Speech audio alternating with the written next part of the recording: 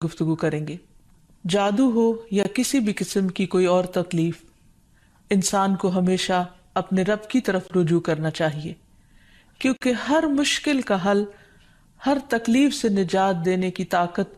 صرف اس کے پاس ہے، کسی اور کے پاس نہیں۔ اور اللہ سبحانہ و تعالی خود فرماتے ہیں وَقَالَ رَبُّكُمُ ادْعُونِي أَسْتَجِبْ لَكُمْ، تمہارا رب کہتا ہے کہ مجھ سے دعا مانگو، ادعونی، میرے آگے ہاتھ پھیلاؤ، استجب لکم، میں تمہاری دعا قبول کروں گا۔ نبی صلی اللہ علیہ وسلم نے فرمایا کہ سب سے زیادہ عاجز وہ ہے جو دعا کرنے سے عاجز ہے، یعنی جو اپنے رب کو نہیں پکارتا۔ حقیقت یہ ہے کہ ہم سب رب کے محتاج ہیں اور رب ہی کے پاس ہر مسئلے کا حل ہے، اس لیے ہمیں ہر حال میں اٹھتے بیٹھتے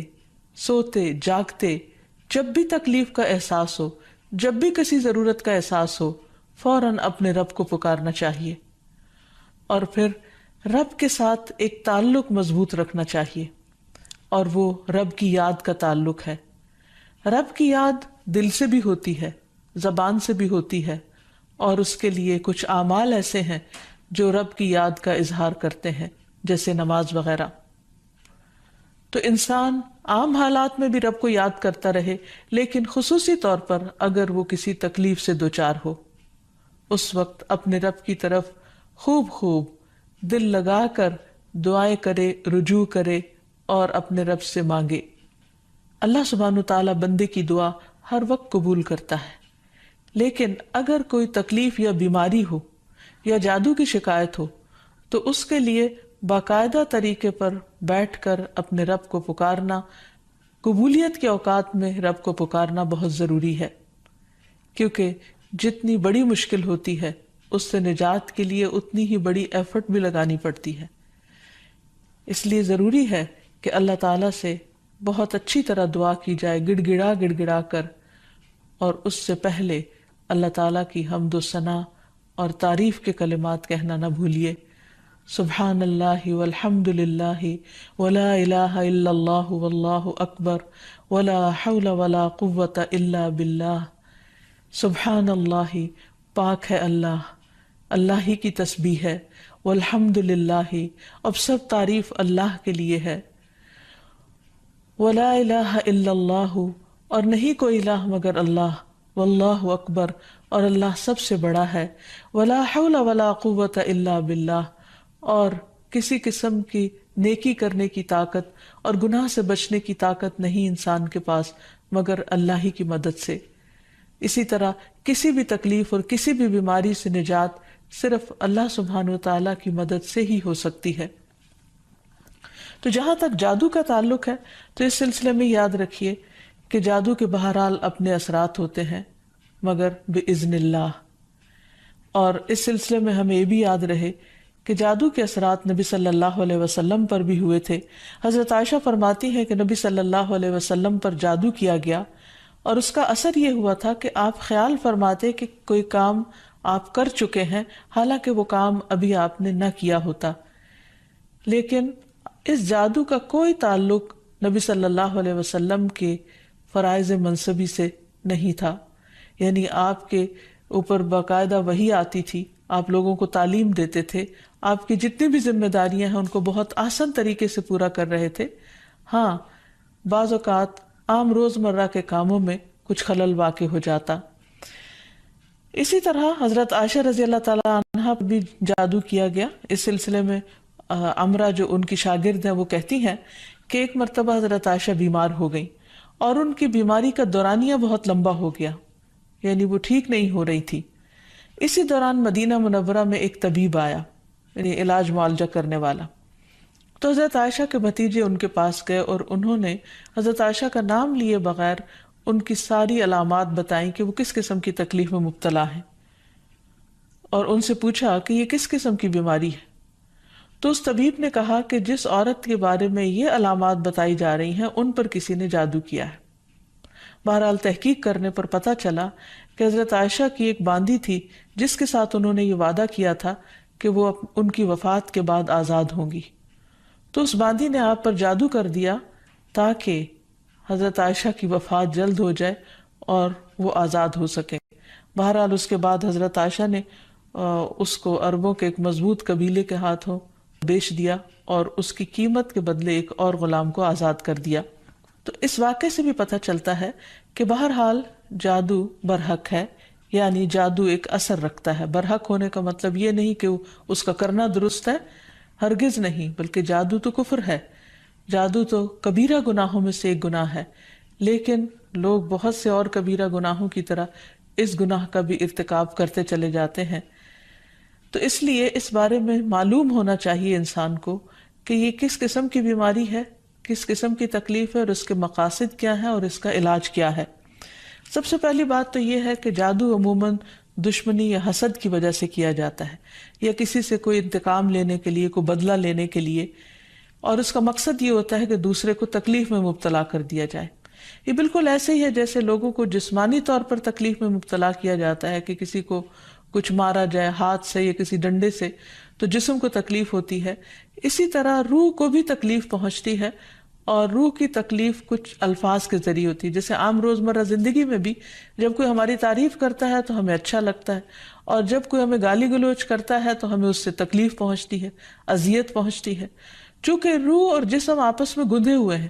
اس لیے اگر جسم کو کوئی تکلیف پہنچتی ہے تو وہ اس کا اثر روح تک جاتا ہے۔ اسی طرح اگر روح پر کوئی چیز اثر انداز ہوتی ہے، کوئی کلام یا کچھ ایسے عملیات، تو اس کا اثر جسم تک بھی جاتا ہے، اور اس طرح انسان جادو کے اثر سے نہ صرف یہ کہ روحانی طور پر بلکہ بعض اوقات جسمانی طور پر بھی بیمار ہو سکتا ہے۔ اور اس میں بہت سے مذموم مقاصد ہوتے ہیں۔ بعض اوقات والدین اور اولاد میں یا شوہر بیوی میں یا دوستوں میں لڑائی جھگڑا اور ناچاکی پیدا کی جاتی ہے، اور باہم پیار محبت کے رشتوں کے اندر نفرت کے بیج بوئے جاتے ہیں۔ پھر یہ کہ جادو کی علامات کیا ہیں، کس کو کیسے پتہ چلے کہ جادو ہوا ہے یا نہیں، تو اس میں یہ ہے کہ انسان کی ان یوزول سی کنڈیشن ہو جاتی ہے، یعنی انسان اسی روٹین میں زندگی بسر کر رہا ہے، وہی صبح اٹھنا، کھانا پینا، روزمرہ کے معمولات، لیکن کسی چیز میں دل نہیں لگتا، طبیعت بیزار ہونے لگتی ہے۔ اور یہ نہیں کہ یہ ایک دن کے لیے، 2 دن کے لیے، کیونکہ ایسا تو ہر ایک کے ساتھ ہو ہی جاتا ہے، ایک لمبے عرصے کے لیے کیفیات تبدیل ہونے لگتی ہیں، سستی یا گھبراہٹ طاری ہو جاتی ہے، ذہنی انتشار یعنی کسی چیز پر کنسنٹریشن کا نہ رہنا، حد سے زیادہ چڑچڑا پن، بعض اوقات عبادات میں بالکل دل نہ لگنا، اور بغیر کسی ظاہری بیماری کے یا بغیر کسی ظاہری جسمانی بیماری کے انسان کے اندر بیماری کی کیفیت محسوس ہوتے رہنا۔ بعض اوقات ڈراؤنے خواب آتے ہیں، کبھی خون کے چھینٹے اور کچھ غیر معمولی قسم کی چیزیں گھروں میں دیکھی جاتی ہیں۔ بعض اوقات خاوند بیوی ایک دوسرے سے نفرت کرنے لگتے ہیں، ان میں جدائی تک ہو جاتی ہے۔ لیکن اس کا یہ مطلب نہیں کہ ان علامات میں سے کوئی ایک علامت کسی وقت انسان کے اندر پائی جائے تو انسان فوراً شک کرے کہ مجھ پر جادو کر دیا گیا، کیونکہ آج کل یہ وبا بھی بہت عام ہو چکی ہے کہ ہر دوسرا شخص اس وہم میں گرفتار ہے کہ اس پر کسی نے کچھ کر دیا ہے۔ یہ ضروری نہیں ہوتا کہ ہر وقت ایسی علامات کسی کے کچھ کیے سے ہی ہوں، کہ ویسے بھی انسان ہے، کبھی تھک جاتا ہے، کبھی غذا میں کوئی تبدیلی ہو جاتی ہے، کبھی ویسے بھی انسان کا دل اللہ کے ہاتھ میں ہے، جس طرف چاہے اس کو پھیر دے، تو انسان کی طبیعت میں ایک ملال سا اور ایک سستی یا ایک بے چینی سی پائی جاتی ہے۔ تو ان سب چیزوں کا تعلق ضروری نہیں کہ جادو سے ہی ہو، لیکن اگر جادو ہو تو یہ علامات انسان میں دکھائی دیتی ہیں۔ اب اگر کسی کے اندر ایسی چیزیں ہیں اور علاج کے باوجود، جسمانی علاج کے باوجود شفا نہیں ہو رہی، تو اس کے لیے ضروری ہے کہ انسان پھر روحانی علاج بھی کرے۔ روحانی علاج کے لیے ضروری نہیں کہ کسی بابے کے پاس یا کسی مذہبی بزرگ کے پاس ہی انسان جائے، انسان خود بھی اللہ سبحانہ و تعالیٰ کا کلام پڑھ سکتا ہے اور پورے یقین اور ایمان کے ساتھ، اور اس سے انسان کو شفا ہو سکتی ہے، کیونکہ کسی انسان کے ہاتھ میں کوئی طاقت نہیں، اصل طاقت اللہ کے کلام میں ہے، جس کو پورے یقین اور ایمان کے ساتھ پڑھنا چاہیے۔ بہرحال اس سے پہلے کہ انسان کسی ایسے جادو کا شکار ہو، کچھ حفاظتی تدابیر بتائی گئی ہیں۔ جیسے جسمانی بیماریوں سے بچنے کے لیے حفاظتی تدابیر بتائی جاتی ہیں، ایسے ہی روحانی بیماریوں سے بچنے کے لیے بھی حفاظتی تدابیر ہیں۔ اس میں سب سے پہلے تو یہ کہ انسان پاک صاف رہے، طہارت اور وضو کا اہتمام کرے۔ اسی طرح عبادات کی پابندی بہت ضروری ہے، کیونکہ جب انسان اللہ تعالیٰ کے آگے جھکتا ہے، اللہ تعالیٰ کے ساتھ اس کا تعلق مضبوط ہوتا ہے، تو نہ تو وہ توہمات کا شکار ہوتا ہے اور نہ ہی وہ جادو اور مختلف چیزوں کا شکار ہوتا ہے، یعنی شیطانی اثرات اس پر کم سے کم ہوتے ہیں۔ اسی لیے نبی صلی اللہ علیہ وسلم کے سامنے جب ذکر کیا گیا کہ ایک شخص صبح تک پڑا سوتا رہا اور نماز کے لیے بھی نہیں اٹھا، تو اس پر آپ نے فرمایا کہ شیطان نے اس کے کان میں پیشاب کر دیا ہے، یعنی اپنی نجاست اس میں ڈال دی ہے۔ تو جو شخص شیطانی نجاست کے اثر میں ہو، پھر وہ سب سے بڑی بیماری اس کو لاحق ہو جاتی ہے، چاہے اس کو جادو کہیں یا کچھ اور۔ لیکن حقیقت یہ ہے کہ انسان جب اللہ کا اطاعت گزار بنتا ہے، رب کا فرما بردار بنتا ہے، تو شیطان اس کو اپنے کنٹرول میں نہیں لے سکتا، کیونکہ اللہ تعالیٰ فرماتے ہیں ان عبادی لیس لک علیہم سلطان، میرے بندے تیرا ان پر کوئی زور نہیں چلتا، کوئی زور نہیں چل سکے گا۔ ایک اور جگہ پر فرمایا الا عبادک المخلصین، مگر تیرے چنے ہوئے بندے۔ تو ہمیں ایسے بندوں میں شامل ہو جانا چاہیے جو اللہ کے محبوب ہیں، اللہ کے چنے ہوئے ہیں، اور اس کے لیے اللہ تعالیٰ نے جو ہمیں احکامات دیے ہیں، طریقے سکھائے ہیں، ان کے مطابق زندگی بسر کی جائے۔ پھر اسی طرح یہ ہے کہ کثرت سے اللہ تعالیٰ کا ذکر کیا جائے، خصوصاً استغفار، کیونکہ بہت سی تکلیفیں انسان کے اپنے ہی گناہوں کی وجہ سے آتی ہیں۔ جیسے آتا ہے ما اصابکم من مصیبت فبما کسبت ایدیکم، جو بھی مصیبت تم کو پہنچی وہ تمہارے اپنے ہاتھوں کی کمائی کی وجہ سے تھی۔ پھر اسی طرح اپنے گھروں کو تصاویر اور مجسموں سے پاک کرنا چاہیے، کیونکہ رسول اللہ صلی اللہ علیہ وسلم نے فرمایا فرشتے اس گھر میں داخل نہیں ہوتے جہاں کتا اور تصویر ہوتا ہے۔ پھر حفاظتی تدابیر میں سے یہ بھی ہے کہ انسان اپنے کھانے پینے کی عادات کو درست کرے، اور اس میں خصوصاً نبی صلی اللہ علیہ وسلم نے صبح کے وقت اجوا کھجور کھانے کا حکم دیا۔ آپ نے فرمایا جو شخص صبح کے وقت 7 کھجوریں کھائے گا، یعنی اجوا، اس روز جادو اور زہر سے بچا رہے گا، یعنی اس کے اندر اتنی امیونٹی پیدا ہو جاتی ہے کہ پھر برے اثرات، زہریلے اثرات اس کو نقصان نہیں دے سکتے۔ پھر اسی طرح مختلف مواقع پر مسنون اذکار کا اہتمام کرنا، مثلاً بیت الخلاء جاتے وقت نبی صلی اللہ علیہ وسلم نے سکھایا اللہم انی اعوذ بک من الخبث والخبائث، اے اللہ بے شک میں ناپاک جنوں اور جننیوں سے تیری پناہ چاہتا ہوں، کیونکہ جادو میں بھی عموماً جنات کو استعمال کیا جاتا ہے اور وہ گندی جگہوں پر رہنا پسند کرتے ہیں، اسی لیے جب کوئی بیت الخلاء جائے تو یہ دعا پڑھ لے تو انشاءاللہ اس سے ان کے شر سے محفوظ رہے گا۔ پھر اسی طرح آپ نے فرمایا جنوں کی آنکھوں اور بنی آدم کی شرم گاہوں کا پردہ یہ ہے کہ جب کوئی بیت الخلاء جائے تو بسم اللہ پڑھ لے، تو کوئی بھی اس کو پھر دیکھ نہیں سکتا۔ پھر اسی طرح شوہر بیوی کے خاص تعلق میں بھی دعا سکھائی گئی، بسم اللہ جنبنا الشیطان وجنب الشیطان ما رزقتنا، اللہ کے نام کے ساتھ میں شروع کرتا ہوں، اے اللہ ہمیں شیطان سے بچا اور شیطان کو اس چیز سے دور رکھ جو اس کے نتیجے میں تو ہمیں عطا فرمائے۔ تو آپ نے فرمایا اگر اس کے بعد میاں بیوی کو کوئی اولاد ملے گی تو شیطان اسے نقصان نہیں پہنچا سکتا۔ اسی طرح تحلیل پڑھنا، لا الہ الا اللہ وحدہ لا شریک لہ لہ الملک ولہ الحمد وہو علی کل شیء قدیر، کہ اللہ کے سوا کوئی معبود نہیں، تنہا ہے، اس کا کوئی شریک نہیں، اسی کے لیے بادشاہی ہے اور اسی کے لیے تعریفیں ہیں، اور وہ ہر چیز پر قدرت رکھنے والا ہے۔ دن میں جو شخص 100 دفعہ اس کو پڑھے گا اس کے لیے 10 غلاموں کو آزاد کرنے کا ثواب ہے، 100 نیکیاں لکھی جائیں گی، 100 برائیاں مٹائی جائیں گی، اور خصوصاً اس دن وہ شام تک شیطان کے شر سے محفوظ رہے گا، اور کوئی شخص اس دن اس سے بہتر عمل کرنے والا نہیں سمجھا جائے گا سوائے اس کے جو اس سے زیادہ اس کو پڑھے۔ پھر اسی طرح انسان ہر معاملے میں جہاں بھی انسان کو مشکل ہو اللہ تعالیٰ کی پناہ میں اپنے آپ کو دے۔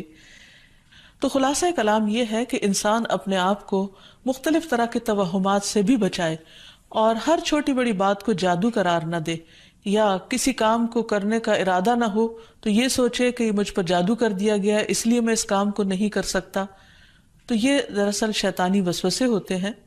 اس لیے ان سے بچنا بھی ضروری ہے۔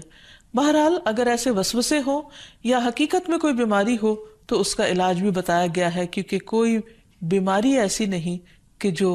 قابل علاج نہ ہو۔ رسول اللہ صلی اللہ علیہ وسلم نے فرمایا ہر بیماری کے لیے دوا ہے، جب کسی مریض کو صحیح طریقے پر بیماری کی دوا پہنچتی ہے تو وہ اللہ تعالیٰ کے حکم سے درست ہو جاتا ہے۔ اسی طرح جادو بھی ایک بیماری ہے اور اس بیماری کا علاج بھی قرآن و سنت میں موجود ہے۔ اس کے لیے سب سے پہلے تو یہ پتہ لگانے کی ضرورت ہے کہ کیا واقعی جادو ہے بھی یا نہیں، اور اس میں ہم دیکھتے ہیں کہ نبی صلی اللہ علیہ وسلم کو خواب کے ذریعے دکھایا گیا تھا کہ ان پر جو جادو کیا گیا ہے وہ کہاں پر دبایا گیا ہے، تو آپ نے اس کو نکلوایا تھا۔ لیکن ضروری نہیں کہ ہم میں سے ہر ایک کو یہ پتہ چل سکے کہ جادو ہے کہاں۔ اول تو ہو سکتا ہو ہی نہ، صرف توہم ہی ہو، ایک خیال ہی ہو کسی کا، کیونکہ بعض چیزیں انسان جب بار بار سوچتا ہے تو وہ اس کو حقیقت معلوم ہونے لگتی ہیں۔ لیکن اگر انسان کو کوئی ایسا خواب آ جائے تو ٹھیک ہے، اور اگر نہیں بھی آتا تو انسان اللہ سبحانہ وتعالیٰ کا ذکر کرتا رہے اور اس کے ذریعے علاج کرے۔ اس میں خاص طور پر شرعی دم، جسے رقیہ شرعیہ کہا جاتا ہے، آج کل مختلف قراء کی آواز میں قرآن مجید کی سلیکٹڈ آیات ریکارڈ کر دی گئی ہیں، مریض اس کو بار بار سنتا رہے تو انشاءاللہ اس کا توڑ ہو جائے گا۔ پھر اسی طرح اللہ تعالیٰ کی کتاب سے علاج، کیونکہ قرآن مجید میں آتا ہے وَنُنَزِّلُ مِنَ الْقُرْآنِ مَا هُوَ شِفَاءٌ وَرَحْمَةٌ لِّلْمُؤْمِنِينَ، اور ہم قرآن کے ذریعے سے وہ چیز نازل کرتے ہیں جو مومنوں کے لیے شفا اور رحمت ہے۔ تو قرآن مجید میں جیسے سب سے پہلے سورۃ الفاتحہ پڑھنا، کیونکہ اس کے اندر اللہ تعالیٰ سے مدد مانگی جاتی ہے، ایاک نعبد و ایاک نستعین، صرف تیری ہم عبادت کرتے ہیں اور صرف تجھی سے ہم مدد چاہتے ہیں کہ یا اللہ تو ہماری اس بیماری اور تکلیف کو دور فرما دے۔ پھر اسی طرح آیت الکرسی، کیونکہ جب انسان آیت الکرسی پڑھتا ہے تو اللہ سبحانہ وتعالیٰ کی طرف سے اس کے لیے ایک خاص محافظ مقرر کر دیا جاتا ہے، اور اگر رات کو انسان پڑھ کر سوتا ہے تو صبح تک وہ فرشتہ انسان کی حفاظت کرتا ہے۔ پھر اسی طرح سورۃ البقرہ کا پڑھنا، رسول اللہ صلی اللہ علیہ وسلم نے فرمایا سورۃ البقرہ پڑھا کرو، کیونکہ اس کا پڑھنا باعث برکت ہے، اسے چھوڑنا باعث حسرت ہے،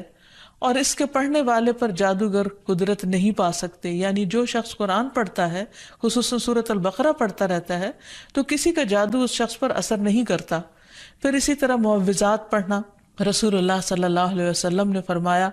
صبح اور شام 3 بار معوذات کہہ لو تو یہ تمہاری ہر چیز سے کفایت کریں گی، یعنی سورۃ الاخلاص، قل اعوذ برب الفلق اور قل اعوذ برب الناس۔ اس کے علاوہ بھی مریض قرآن مجید کی تلاوت کثرت کے ساتھ کرتا رہے، اور پھر اگر ہو سکے تو بیری کے پتوں کو پانی میں ملا کر اس پانی سے غسل کر لے، اس کو بھی ایک مؤثر علاج کے طور پر بتایا گیا ہے۔ لیکن اس کے ساتھ ساتھ انسان غیر شرعی طریقوں سے مکمل طور پر پرہیز کرے، کیونکہ اس سے انسان کے ایمان اور عقیدے میں خلل واقع ہو جاتا ہے۔ رسول اللہ صلی اللہ علیہ وسلم نے فرمایا جس نے حرام چیز کے ساتھ علاج کیا اللہ تعالیٰ اس کے لیے اس میں شفا نہیں بنائے گا، یعنی اس کو پھر فائدہ نہیں ہوگا۔ پھر اسی طرح جادو کا علاج جادو سے نہیں کرنا چاہیے، یعنی اگر انسان کو کبھی ایسا وہم ہو تو جادوگروں کے پاس نہ جائے یا ایسے طریقے اختیار نہ کرے جو ہمارے دین میں نہیں یا ہماری شریعت کے خلاف جاتے ہیں۔ رسول اللہ صلی اللہ علیہ وسلم نے فرمایا جو جادو کرے یا جادو کروائے یا جو کسی کاہن کے پاس آئے اور اس کی بات کی تصدیق کرے تو اس نے اس چیز کا انکار کیا جو محمد صلی اللہ علیہ وسلم پر نازل ہوئی۔ اسی لیے غیر شرعی جھاڑ پھونک سے مکمل اجتناب کرنا چاہیے۔ نبی صلی اللہ علیہ وسلم سے نشرہ کے بارے میں دریافت کیا گیا تو آپ نے فرمایا یہ شیطانی عمل ہے۔ اور نشرہ کیا ہوتا ہے؟ جن یا جادو اتارنے کے لیے شرکیہ یا جاہلانہ منتر پڑھنا اور یا پڑھوانا۔ تو ایسے الفاظ جس کا بعض اوقات معنی معلوم نہیں ہوتا اور یہ بھی نہیں پتا ہوتا کہ اللہ تعالیٰ کو پکارا جا رہا ہے یا کسی جن یا کسی اور شیطان کو پکارا جا رہا ہے اور اس سے مدد لی جا رہی ہے، تو اس لیے کسی بھی ایسے کلام کو پڑھنا یا کسی سے پڑھوانا درست نہیں۔ پھر اسی طرح کاہنوں اور نجومیوں کے پاس جانے سے منع کیا گیا۔ نبی صلی اللہ علیہ وسلم نے فرمایا جس نے کسی نجومی کے پاس جا کر اس سے کسی چیز کے بارے میں سوال کیا تو اس کی 40 رات کی نمازیں قبول نہیں ہوگی، یعنی اس نے اپنے دین کی بربادی کر لی۔ تو اس لیے کسی کے پاس جانے کی بجائے خود انسان زیادہ سے زیادہ قرآن مجید پڑھے، اور اگر وہ پڑھا ہوا نہیں تو آج ہر طرف بہت سی کیسیٹس اور سی ڈیز اور ایسی چیزیں ملتی ہیں کہ جس سے انسان قرآن مجید کی تلاوت مسلسل سن سکتا ہے۔ ہو سکے تو مکمل قرآن مجید ایک ہفتے میں سن کر اپنے بیماری کا علاج کیا جائے۔ پھر اسی طرح یہ ہے کہ باقی دعائیں بھی جو جادو کے توڑ کی بتائی گئی ہیں ان کو پڑھتے رہنا انسان کو فائدہ دیتا ہے. اور آخر میں یہ دو خاص دعائیں جو نبی صلی اللہ علیہ وسلم نے جنات اور جادو کے شر سے بچنے کے لیے سکھائی ہیں، ان کو بار بار پڑھتا رہے، صبح و شام پڑھتا رہے حتیٰ کہ افاقہ ہو جائے. پہلی دعا ہے اعوذ بکلمات اللہ التامات التی لا یجاوزہن بر ولا فاجر من شر ما خلق وذرأ وبرأ ومن شر ما ينزل من السماء ومن شر ما يعرج فيها ومن شر ما ذرأ في الأرض ومن شر ما يخرج منها ومن شر فتن الليل والنهار ومن شر كل طارق إلا طارقا يطرق بخير يا رحمن. میں اللہ کے کامل کلمات کے ساتھ پناہ چاہتا ہوں جن سے آگے نہ تو کوئی نیک اور نہ ہی کوئی برا شخص بڑھ سکتا ہے، ہر اس چیز کے شر سے جس کو اس نے بنایا، پیدا کیا اور پھیلایا، اور ہر اس چیز کے شر سے جو آسمان سے اترتی ہے، اور ہر اس چیز کے شر سے جو اس میں چڑھتی ہے، اور ہر اس چیز کے شر سے جسے اس نے زمین میں پیدا کیا، اور اس چیز کے شر سے جو اس سے نکلتا ہے، اور رات اور دن کے فتنوں کے شر سے اور رات کو آنے والے کے شر سے، سوائے اس کے جو خیر کے ساتھ آئے، اے رحم فرمانے والے. تو یہ دعا اور ایک اور دعا جو شدید جنات کے حملے سے بچانے والی دعا ہے، جس کے بارے میں کعب الاحبار کہتے ہیں کہ اگر میں یہ چند کلمات نہ پڑھتا تو یہود مجھے گدھا بنا دیتے. لوگوں نے پوچھا وہ کلمات کیا ہیں؟ تو کعب نے کہا اعوذ بوجہ اللہ العظیم الذی لیس شیء اعظم منہ وبکلمات اللہ التامات التی لا یجاوزہن بر ولا فاجر وباسماء اللہ الحسنى كلها ما علمت منها وما لم اعلم من شر ما خلق وبرأ وذرأ. میں اللہ کے عظیم چہرے کی پناہ مانگتا ہوں. نحمده ونصلی علی رسولہ الکریم، اما بعد فاعوذ باللہ من الشیطان الرجیم، بسم اللہ الرحمن الرحیم. رب اشرح لی صدری ویسر لی امری واحلل عقدۃ من لسانی یفقہوا قولی. السلام علیکم ورحمۃ اللہ وبرکاتہ. ناظرین، پروگرام دعا کیجئے کے ساتھ آپ کی خدمت میں حاضر ہیں. آج ہم انشاءاللہ جادو سے حفاظت کی دعاؤں کے موضوع پر آپ سے گفتگو کریں گے. جادو ہو یا کسی بھی قسم کی کوئی اور تکلیف، انسان کو ہمیشہ اپنے رب کی طرف رجوع کرنا چاہیے، کیونکہ ہر مشکل کا حل، ہر تکلیف سے نجات دینے کی طاقت صرف اس کے پاس ہے، کسی اور کے پاس نہیں. اور اللہ سبحانہ وتعالی خود فرماتے ہیں وَقَالَ رَبُّكُمُ ادْعُونِي أَسْتَجِبْ لَكُمْ. تمہارا رب کہتا ہے کہ مجھ سے دعا مانگو، ادعونی، میرے آگے ہاتھ پھیلاؤ، استجب لکم، میں تمہاری دعا قبول کروں گا. نبی صلی اللہ علیہ وسلم نے فرمایا کہ سب سے زیادہ عاجز وہ ہے جو دعا کرنے سے عاجز ہے، یعنی جو اپنے رب کو نہیں پکارتا. حقیقت یہ ہے کہ ہم سب رب کے محتاج ہیں اور رب ہی کے پاس ہر مسئلے کا حل ہے. اس لیے ہمیں ہر حال میں اٹھتے بیٹھتے سوتے جاگتے جب بھی تکلیف کا احساس ہو، جب بھی کسی ضرورت کا احساس ہو، فوراً اپنے رب کو پکارنا چاہیے اور پھر رب کے ساتھ ایک تعلق مضبوط رکھنا چاہیے، اور وہ رب کی یاد کا تعلق ہے. رب کی یاد دل سے بھی ہوتی ہے، زبان سے بھی ہوتی ہے، اور اس کے لیے کچھ اعمال ایسے ہیں جو رب کی یاد کا اظہار کرتے ہیں، جیسے نماز وغیرہ. تو انسان عام حالات میں بھی رب کو یاد کرتا رہے، لیکن خصوصی طور پر اگر وہ کسی تکلیف سے دوچار ہو، اس وقت اپنے رب کی طرف خوب دل لگا کر دعائیں کرے، رجوع کرے اور اپنے رب سے مانگے. اللہ سبحانہ تعالیٰ بندے کی دعا ہر وقت قبول کرتا ہے، لیکن اگر کوئی تکلیف یا بیماری ہو یا جادو کی شکایت ہو تو اس کے لیے باقاعدہ طریقے پر بیٹھ کر اپنے رب کو پکارنا، قبولیت کے اوقات میں رب کو پکارنا بہت ضروری ہے، کیونکہ جتنی بڑی مشکل ہوتی ہے اس سے نجات کے لیے اتنی ہی بڑی ایفرٹ بھی لگانی پڑتی ہے. اس لیے ضروری ہے کہ اللہ تعالیٰ سے بہت اچھی طرح دعا کی جائے گڑ گڑا کر، اور اس سے پہلے اللہ تعالیٰ کی حمد و ثنا اور تعریف کے کلمات کہنا نہ بھولیے۔ سبحان اللہ والحمد للہ ولا الہ الا اللہ واللہ اکبر ولا حول ولا قوۃ الا باللہ۔ سبحان اللہ، پاک ہے اللہ، اللہ ہی کی تسبیح ہے، والحمد للہ، اب سب تعریف اللہ کے لیے ہے، ولا الہ الا اللہ، اور نہیں کوئی الہ مگر اللہ، واللہ اکبر، اور اللہ سب سے بڑا ہے، ولا حول ولا قوۃ الا باللہ، اور کسی قسم کی نیکی کرنے کی طاقت اور گناہ سے بچنے کی طاقت نہیں انسان کے پاس مگر اللہ ہی کی مدد سے۔ اسی طرح کسی بھی تکلیف اور کسی بھی بیماری سے نجات صرف اللہ سبحانہ وتعالیٰ کی مدد سے ہی ہو سکتی ہے۔ تو جہاں تک جادو کا تعلق ہے تو اس سلسلے میں یاد رکھیے کہ جادو کے بہرحال اپنے اثرات ہوتے ہیں مگر بإذن اللہ، اور اس سلسلے میں ہمیں یہ بھی یاد رہے کہ جادو کے اثرات نبی صلی اللہ علیہ وسلم پر بھی ہوئے تھے۔ حضرت عائشہ فرماتی ہیں کہ نبی صلی اللہ علیہ وسلم پر جادو کیا گیا اور اس کا اثر یہ ہوا تھا کہ آپ خیال فرماتے کہ کوئی کام آپ کر چکے ہیں حالانکہ وہ کام ابھی آپ نے نہ کیا ہوتا، لیکن اس جادو کا کوئی تعلق نبی صلی اللہ علیہ وسلم کے فرائض منصبی سے نہیں تھا، یعنی آپ کے اوپر باقاعدہ وحی آتی تھی، آپ لوگوں کو تعلیم دیتے تھے، آپ کی جتنی بھی ذمہ داریاں ہیں ان کو بہت آسان طریقے سے پورا کر رہے تھے۔ ہاں، بعض اوقات عام روزمرہ کے کاموں میں کچھ خلل واقع ہو جاتا۔ اسی طرح حضرت عائشہ رضی اللہ تعالی عنہا پر بھی جادو کیا گیا۔ اس سلسلے میں عمرہ جو ان کی شاگرد ہیں وہ کہتی ہیں کہ ایک مرتبہ حضرت عائشہ بیمار ہو گئیں اور ان کی بیماری کا دورانیہ بہت لمبا ہو گیا، یعنی وہ ٹھیک نہیں ہو رہی تھی۔ اسی دوران مدینہ منورہ میں ایک طبیب آیا، یعنی علاج معالجہ کرنے والا، تو حضرت عائشہ کے بھتیجے ان کے پاس گئے اور انہوں نے حضرت عائشہ کا نام لیے بغیر ان کی ساری علامات بتائیں کہ وہ کس قسم کی تکلیف میں مبتلا ہیں،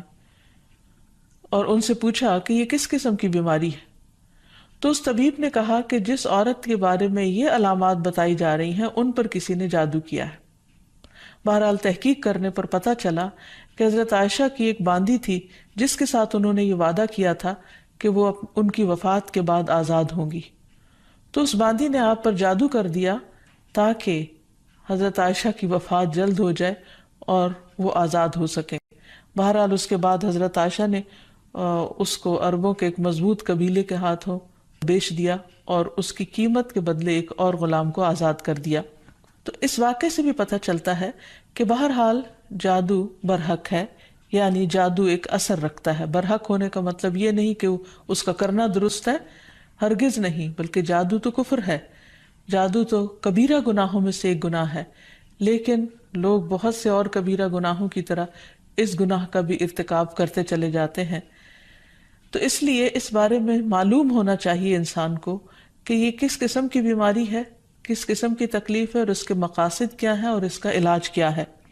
سب سے پہلی بات تو یہ ہے کہ جادو عموماً دشمنی یا حسد کی وجہ سے کیا جاتا ہے، یا کسی سے کوئی انتقام لینے کے لیے، کوئی بدلہ لینے کے لیے، اور اس کا مقصد یہ ہوتا ہے کہ دوسرے کو تکلیف میں مبتلا کر دیا جائے۔ یہ بالکل ایسے ہی ہے جیسے لوگوں کو جسمانی طور پر تکلیف میں مبتلا کیا جاتا ہے کہ کسی کو کچھ مارا جائے ہاتھ سے یا کسی ڈنڈے سے تو جسم کو تکلیف ہوتی ہے، اسی طرح روح کو بھی تکلیف پہنچتی ہے،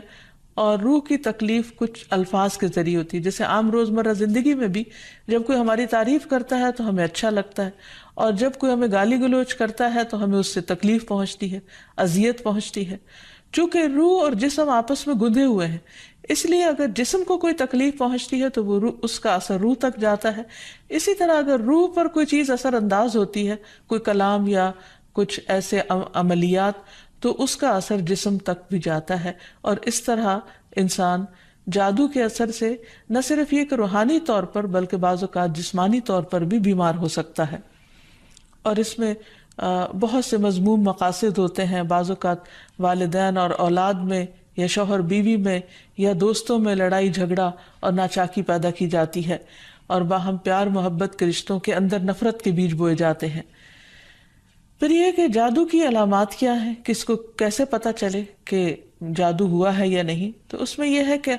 انسان کی ان یوزول سی کنڈیشن ہو جاتی ہے، یعنی انسان اسی روٹین میں زندگی بسر کر رہا ہے، وہی صبح اٹھنا، کھانا پینا، روزمرہ کے معمولات، لیکن کسی چیز میں دل نہیں لگتا، طبیعت بیزار ہونے لگتی ہے. اور یہ نہیں کہ یہ ایک دن کے لیے، 2 دن کے لیے، کیونکہ ایسا تو ہر ایک کے ساتھ ہو ہی جاتا ہے.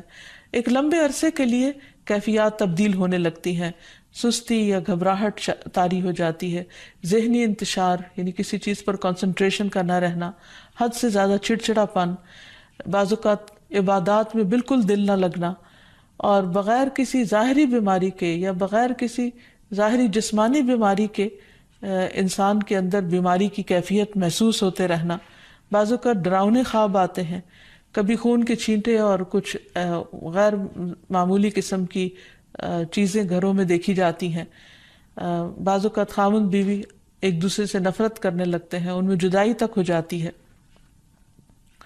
لیکن اس کا یہ مطلب نہیں کہ ان علامات میں سے کوئی ایک علامت کسی وقت انسان کے اندر پائی جائے تو انسان فوراً شک کرے کہ مجھ پر جادو کر دیا گیا.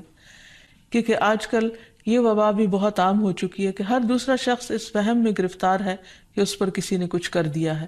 یہ ضروری نہیں ہوتا کہ ہر وقت ایسی علامات کسی کے کچھ کیے سے ہی ہوں. یہ ویسے بھی انسان ہے، کبھی تھک جاتا ہے، کبھی غذا میں کوئی تبدیلی ہو جاتی ہے، کبھی ویسے بھی انسان کا دل اللہ کے ہاتھ میں ہے، جس طرف چاہے اس کو پھیر دے. تو انسان کی طبیعت میں ایک ملال سا اور ایک سستی، ایک بے چینی سی پائی جاتی ہے. تو ان سب چیزوں کا تعلق ضروری نہیں کہ جادو سے ہی ہو، لیکن اگر جادو ہو تو یہ علامات انسان میں دکھائی دیتی ہیں. اب اگر کسی کے اندر ایسی چیزیں ہیں اور علاج کے باوجود، جسمانی علاج کے باوجود شفا نہیں ہو رہی، تو اس کے لیے ضروری ہے کہ انسان پھر روحانی علاج بھی کرے. روحانی علاج کے لیے ضروری نہیں کہ کسی بابے کے پاس یا کسی مذہبی بزرگ کے پاس ہی انسان جائے. انسان خود بھی اللہ سبحانہ وتعالیٰ کا کلام پڑھ سکتا ہے اور پورے یقین اور ایمان کے ساتھ، اور اس سے انسان کو شفا ہو سکتی ہے. کیونکہ کسی انسان کے ہاتھ میں کوئی طاقت نہیں، اصل طاقت اللہ کے کلام میں ہے،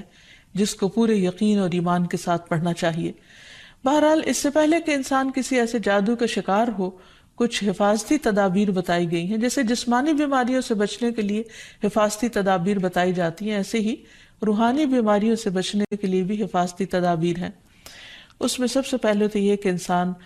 پاک صاف رہے، طہارت اور وضو کا اہتمام کرے. اسی طرح عبادات کی پابندی بہت ضروری ہے، کیونکہ جب انسان اللہ تعالیٰ کے آگے جھکتا ہے، اللہ تعالیٰ کے ساتھ اس کا تعلق مضبوط ہوتا ہے، تو نہ تو وہ توہمات کا شکار ہوتا ہے اور نہ ہی وہ جادو اور مختلف چیزوں کا شکار ہوتا ہے، یعنی شیطانی اثرات اس پر کم سے کم ہوتے ہیں. اسی لیے نبی صلی اللہ علیہ وسلم کے سامنے جب ذکر کیا گیا کہ ایک شخص صبح تک پڑا سوتا رہا اور نماز کے لیے بھی نہیں اٹھا، تو اس پر آپ نے فرمایا کہ شیطان نے اس کے کان میں پیشاب کر دیا ہے، یعنی اپنی نجاست اس میں ڈال دی ہے. تو جو شخص شیطانی نجاست کے اثر میں ہو، پھر وہ سب سے بڑی بیماری اس کو لاحق ہو جاتی ہے، چاہے اس کو جادو کہیں یا کچھ اور. لیکن حقیقت یہ ہے کہ انسان جب اللہ کا اطاعت گزار بنتا ہے، رب کا فرما بردار بنتا ہے، تو شیطان اس کو اپنے کنٹرول میں نہیں لے سکتا. کیونکہ اللہ تعالیٰ فرماتے ہیں ان عبادی لیس لک علیہم سلطان،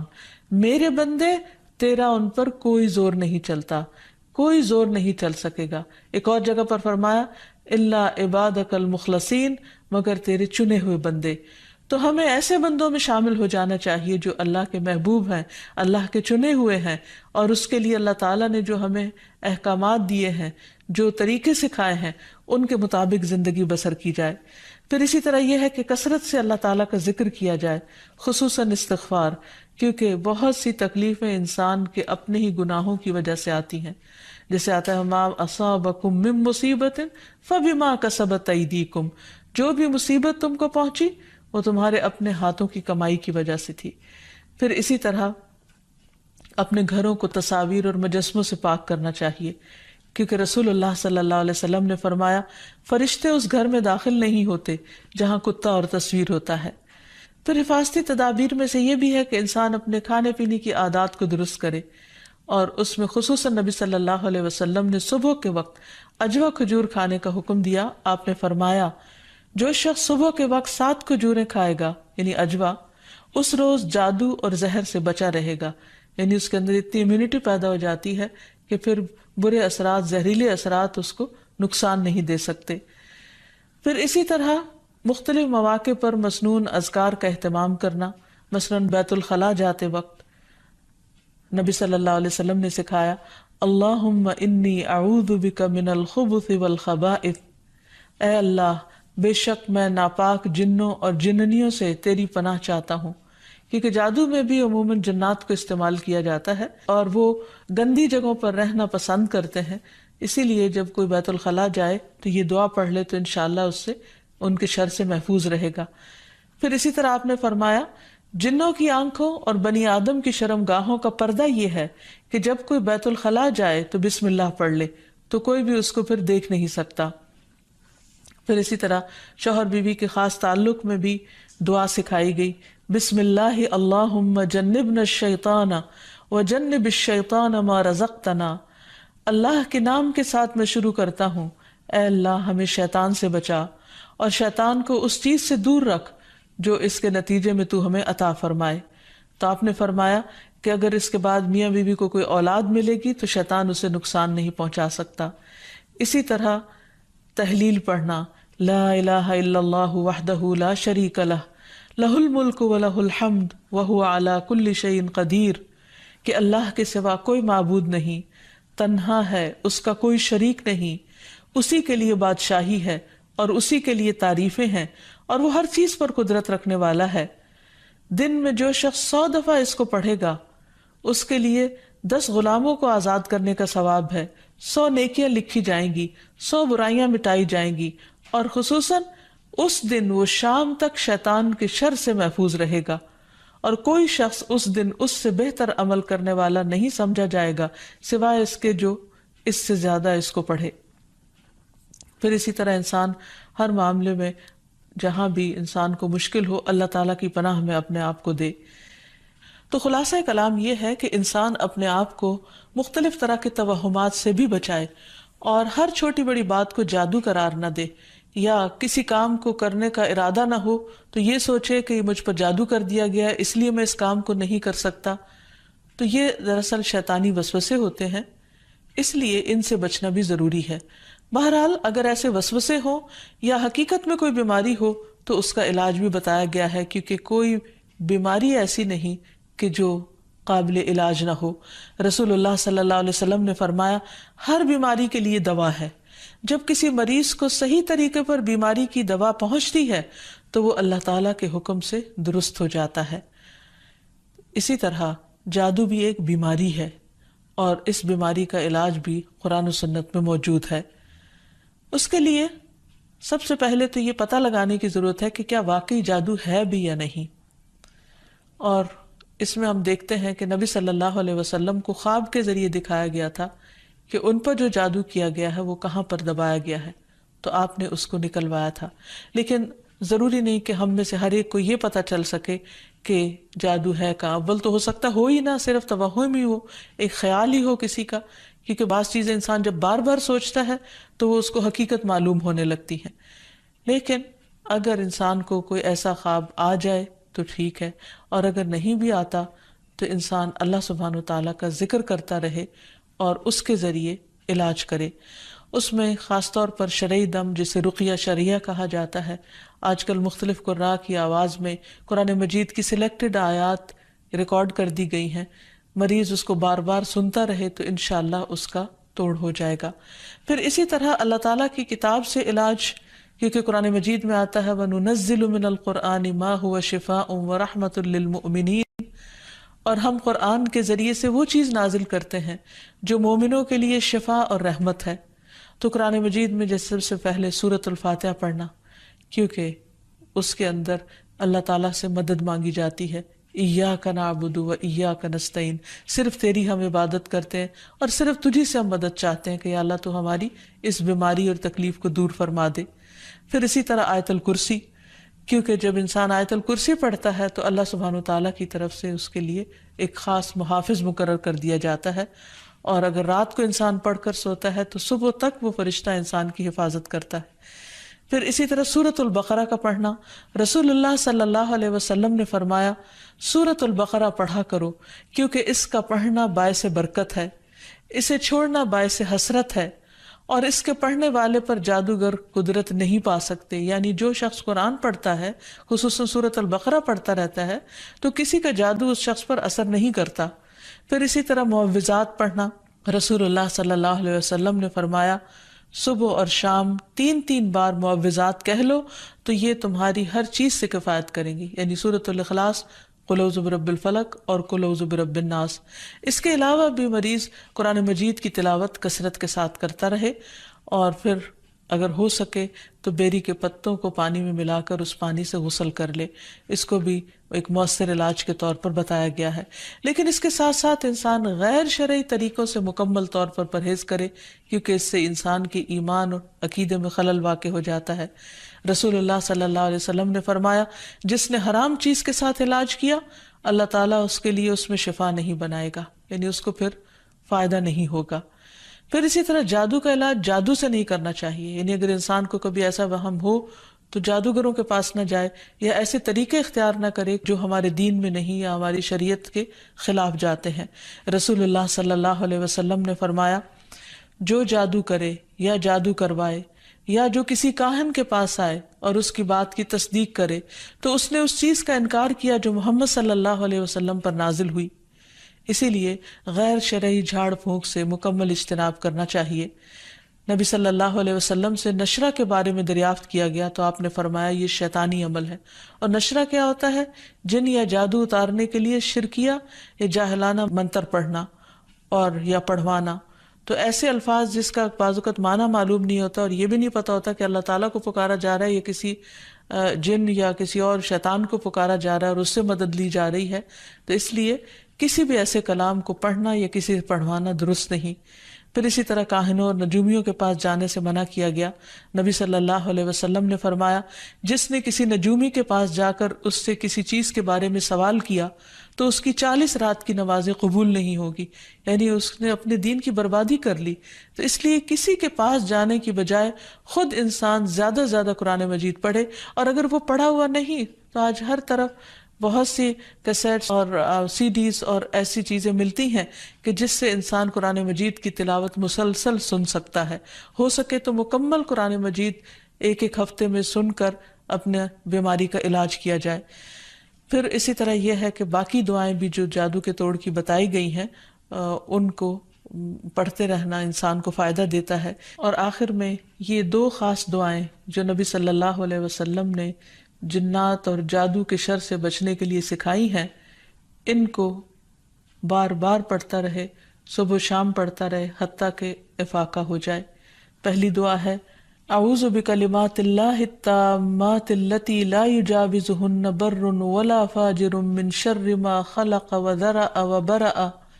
ومن شر ما ينزل من السماء ومن شر ما يعرج فيها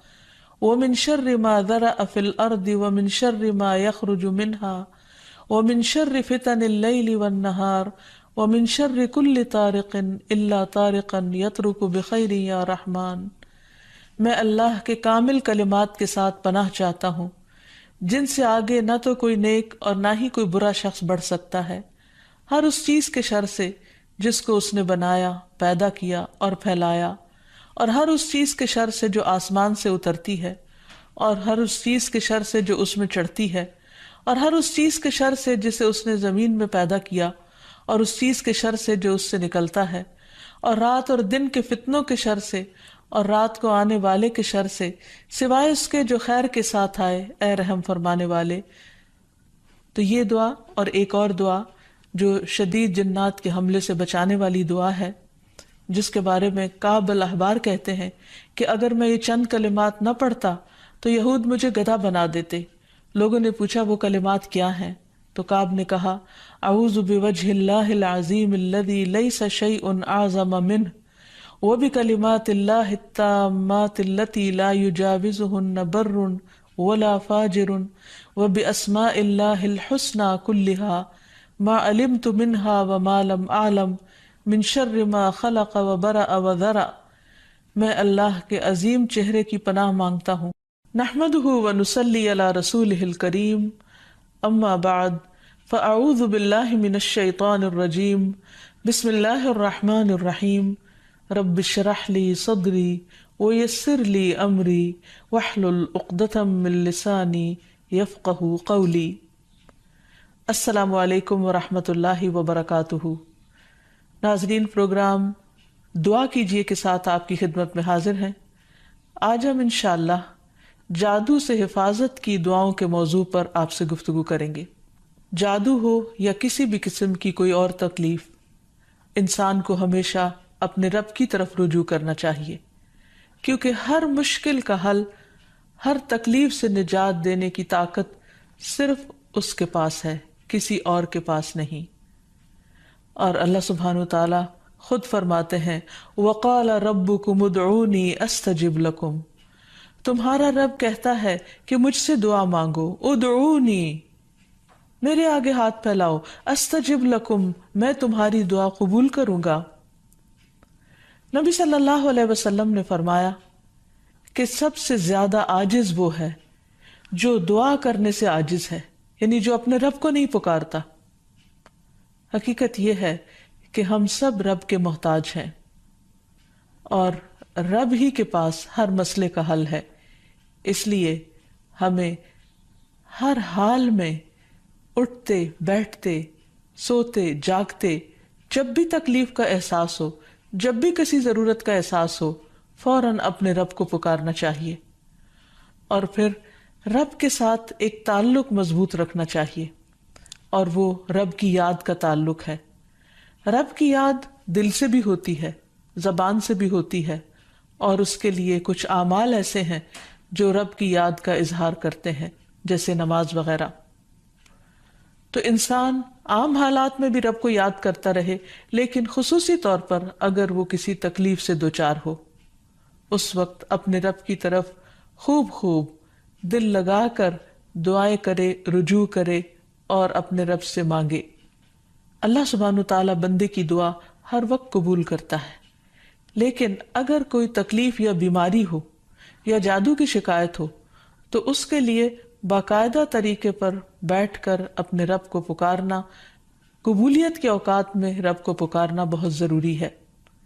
क्योंकि जितनी बड़ी मुश्किल होती है उससे निजात के लिए उतनी ही बड़ी एफर्ट भी लगानी पड़ती है।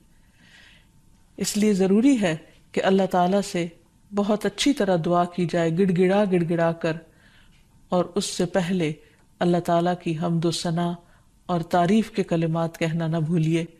सुब्हानल्लाहि वल्हम्दुलिल्लाहि वला इलाहा इल्लल्लाहु वल्लाहु अकबर वला हौला वला कुव्वता इल्ला बिल्लाह। सुब्हानल्लाहि, पाक है अल्लाह, अल्लाह ही की तस्बीह है। वल्हम्दुलिल्लाहि, अब सब तारीफ अल्लाह के लिए है। वला इलाहा इल्लल्लाहु, और नहीं कोई इलाह मगर अल्लाह। वल्लाहु अकबर, और अल्लाह सबसे बड़ा है। वला हौला वला कुव्वता इल्ला बिल्लाह, और किसी किस्म की नेकी करने की ताकत और गुनाह से बचने की ताकत नहीं इंसान के पास मगर अल्लाह ही की मदद से। इसी तरह किसी भी तकलीफ और किसी भी बीमारी से निजात सिर्फ अल्लाह सुब्हानहू तआला की मदद से ही हो सकती है।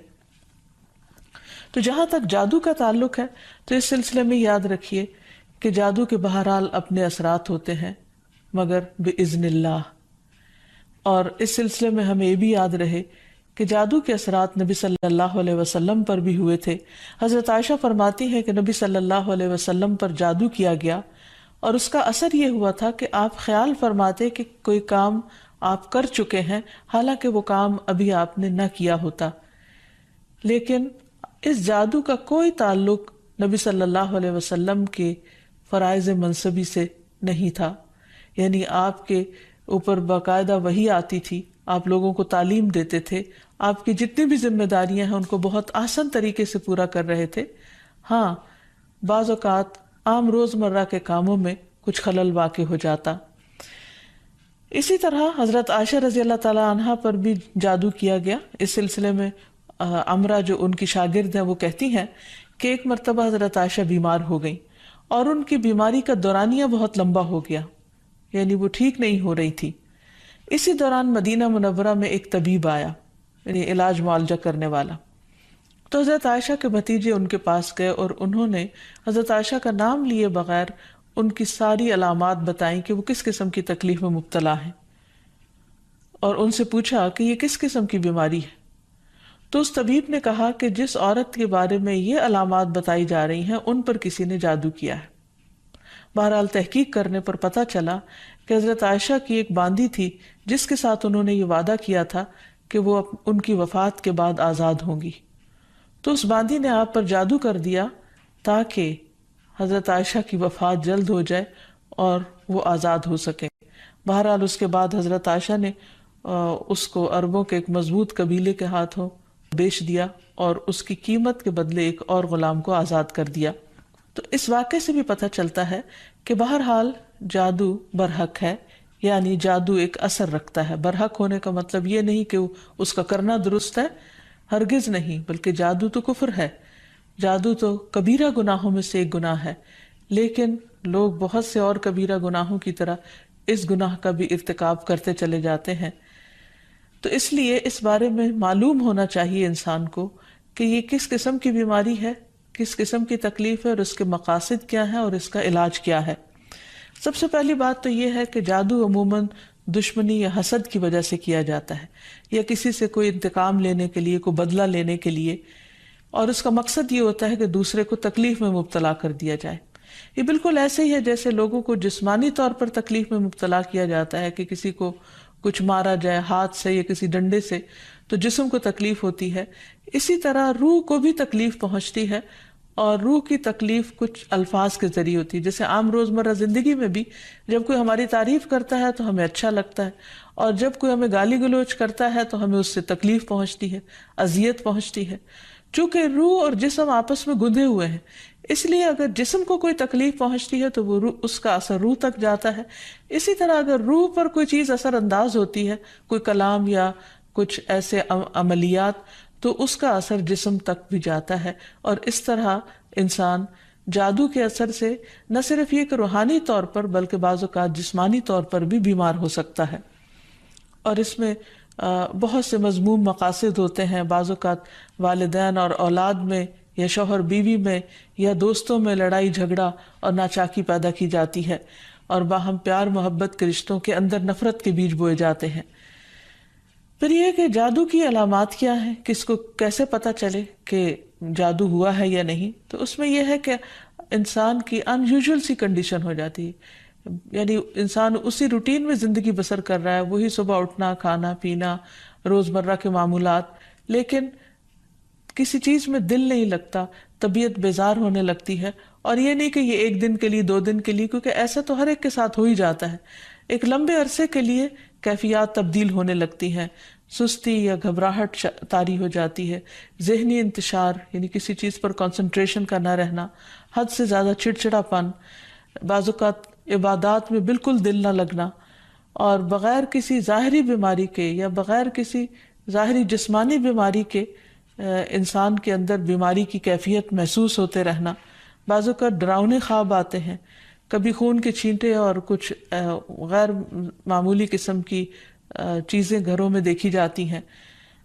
بعض اوقات خاوند بیوی ایک دوسرے سے نفرت کرنے لگتے ہیں، ان میں جدائی تک ہو جاتی ہے۔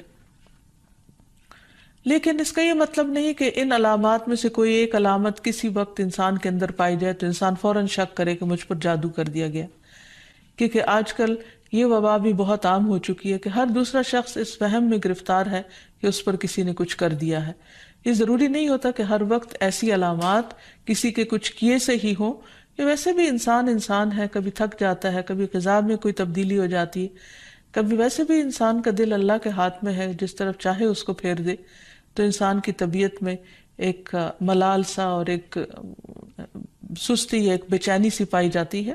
تو ان سب چیزوں کا تعلق ضروری نہیں کہ جادو سے ہی ہو، لیکن اگر جادو ہو تو یہ علامات انسان میں دکھائی دیتی ہیں۔ اب اگر کسی کے اندر ایسی چیزیں ہیں اور علاج کے باوجود، جسمانی علاج کے باوجود شفا نہیں ہو رہی، تو اس کے لیے ضروری ہے کہ انسان پھر روحانی علاج بھی کرے۔ روحانی علاج کے لیے ضروری نہیں کہ کسی بابے کے پاس یا کسی مذہبی بزرگ کے پاس ہی انسان جائے، انسان خود بھی اللہ سبحانہ و تعالیٰ کا کلام پڑھ سکتا ہے اور پورے یقین اور ایمان کے ساتھ، اور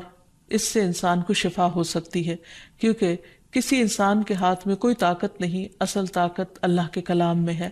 جس کو پورے یقین اور ایمان کے ساتھ پڑھنا چاہیے۔